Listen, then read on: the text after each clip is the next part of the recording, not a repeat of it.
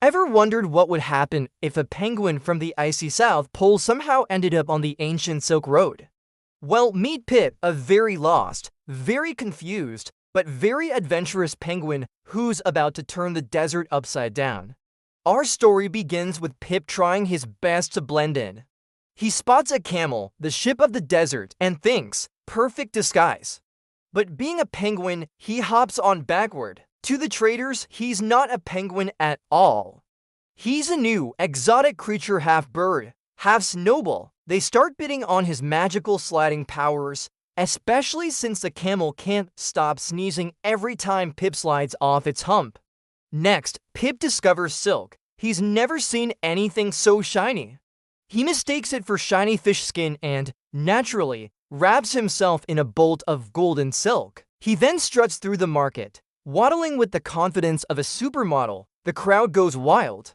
They've never seen such revolutionary fashion. Without even trying, Pip hosts the very first penguin runway show in history.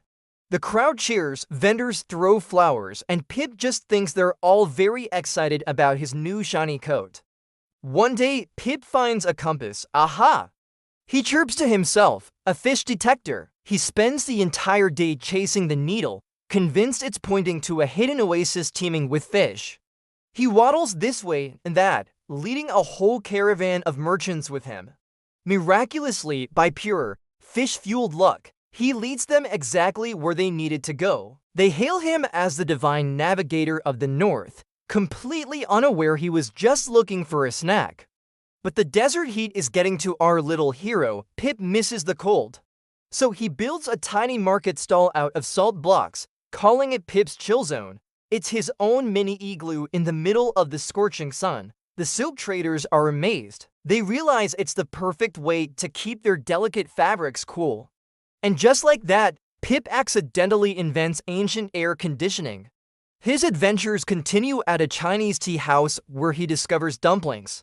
Delicious, he thinks, stuffing them into his ice bag for later. But the steam from the warm dumplings melts his ice, creating a slippery, watery mess all over the floor. Pip slides uncontrollably through the kitchen, flapping his flippers and yelling, "Too hot!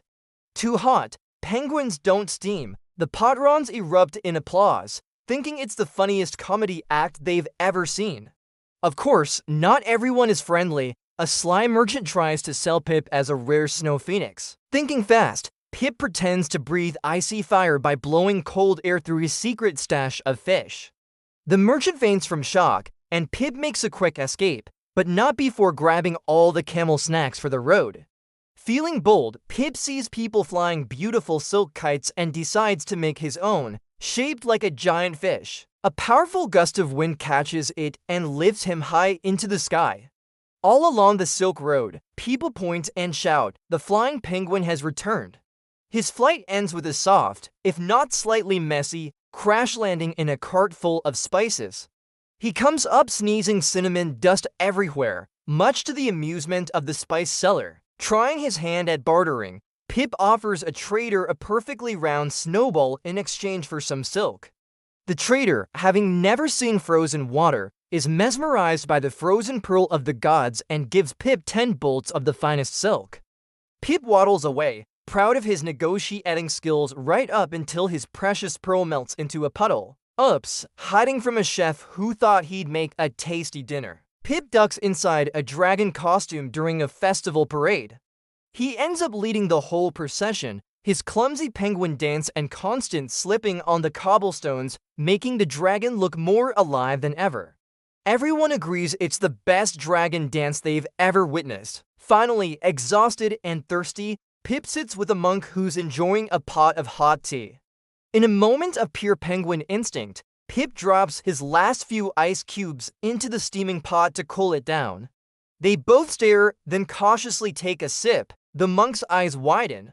Divine enlightenment in a cup, he declares.